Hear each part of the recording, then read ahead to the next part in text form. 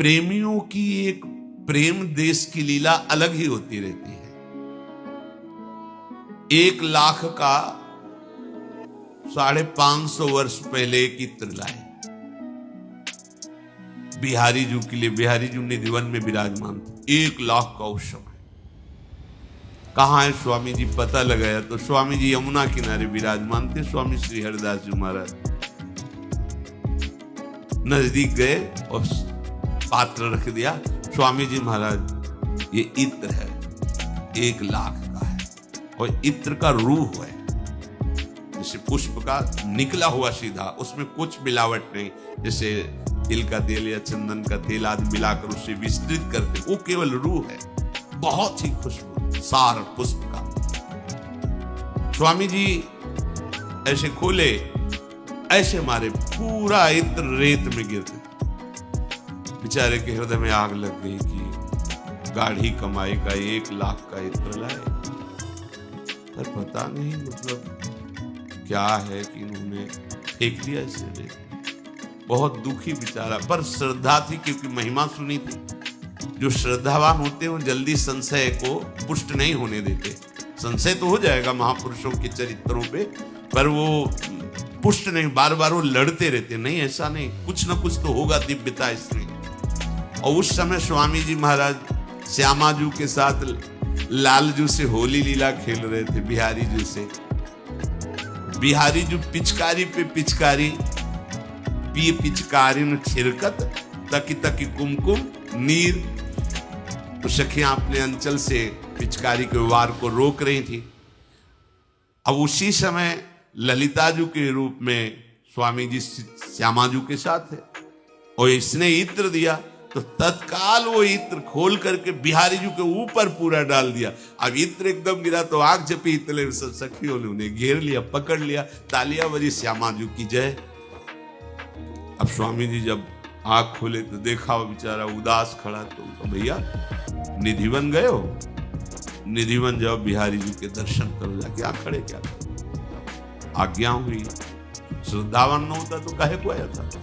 निधिवन में जीव ही प्रवेश किया तो जो इत्र लाया था उसी की खुशबू, और जब गए तो बिहारी जो सराबोर उसी इत्र से आप वो समझा हो वो रेत में नहीं गिरा था, देखने में तो रेत में गिरा, वो बिहारी जी। ये जो प्रेम की लीलाएं, प्रेम की बातें हैं, ये बड़ी विचित्र है। प्रेमियों का हृदय जाना नहीं जा सकता है।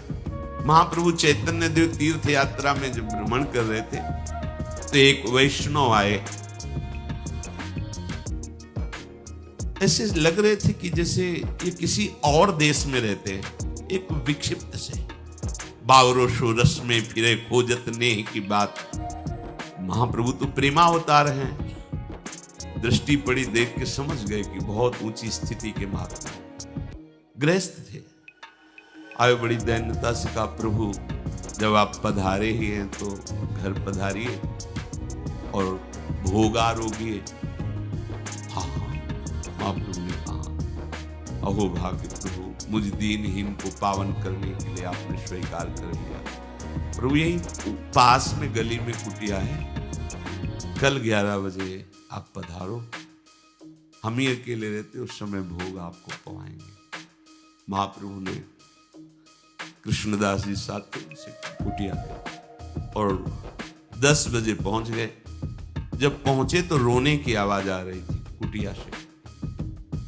पहली दृष्टि में महाप्रभु कोई आश्चर्य नहीं हुआ कि ये आवाज रोने की क्यों, क्योंकि वो खुद हर समय व्याकुलता पूर्वक हा कृष्ण हा प्राणनाथ पुकारते रहते, अश्रुधारा चलती रहती।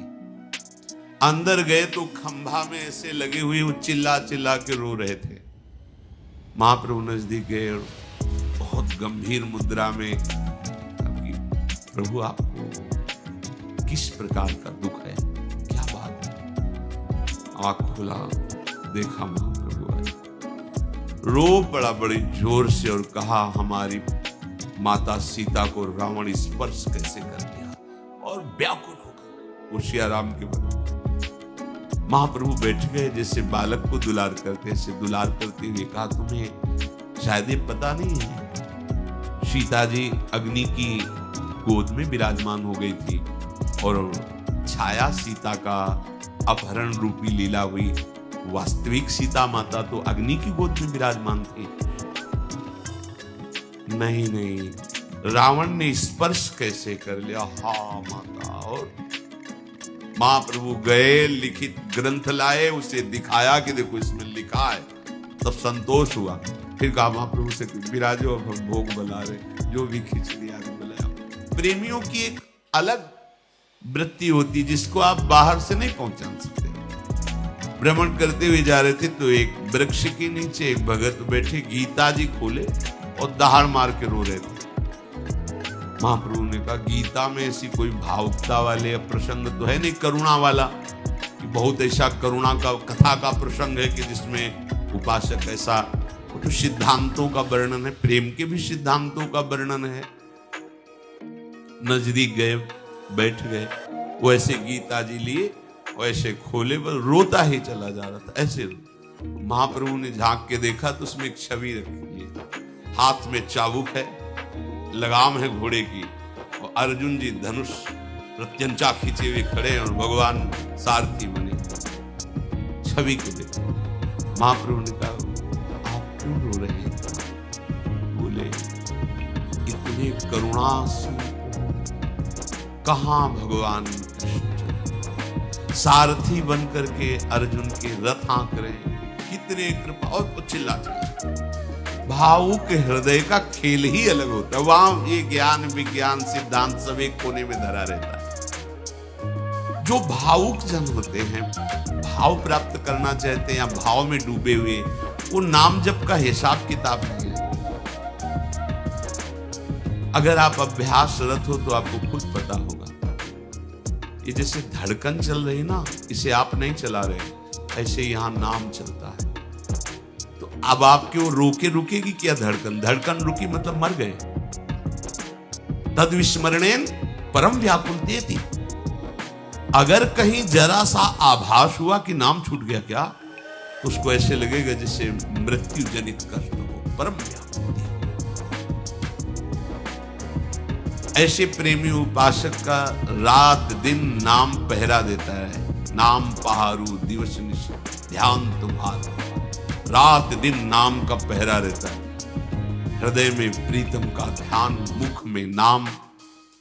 प्राण कैद रहते नहीं तो निकल के भाग जाए प्राण, पर नाम का पहरा रहता है। इसलिए प्रेमियों की एक अलग दशा।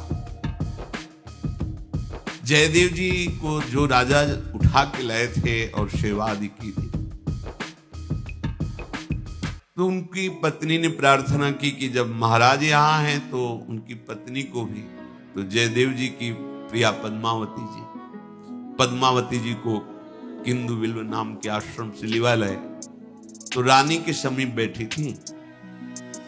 कुछ ही दिन हुए थे तो सूचना गई कि रानी के भाई जो एक राजा थे वो पधार गए, तो उनकी जो अर्धांगिनी थी वो चिता में जलकर भस्म हो गई। तो पद्मावती जी से कहने लगी कि हमारी जो मातृ पक्ष बड़ा तेजस्वी, देखो ना वो सती हो गई। उनका तुमको हमने बताया कि हमारे भाई राजा थे, वो पधारे तो उनकी रानी सती हो गई, तुमने प्रशंसा क्यों नहीं की? जीवन भर उनके लिए जीवन धारण करके तड़पना, ये बड़ी बात है। और प्रेम तो उसे कहते हैं, अगर प्राण ही निकलना है तो सुनते ही प्राण निकल जाएं।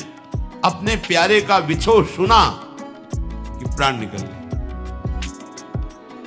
महाप्रभु हरिवंश चंद्र जी की जे ही ये रसिकों को सूचना मिली कि महाप्रभु अंतर्धान हो गए, तजे तिही छिन प्राण,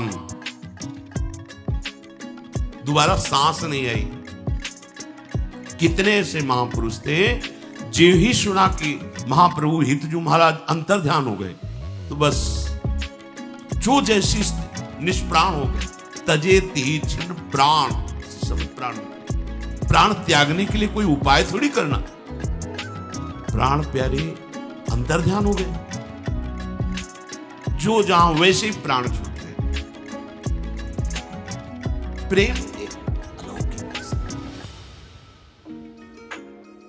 जब विठल विपुल देव जी ने सुना कि स्वामी जी अंतर ध्यान हो गए, उसी समय आंख में पट्टी बांध दी। ना अन्न न जल न देखना,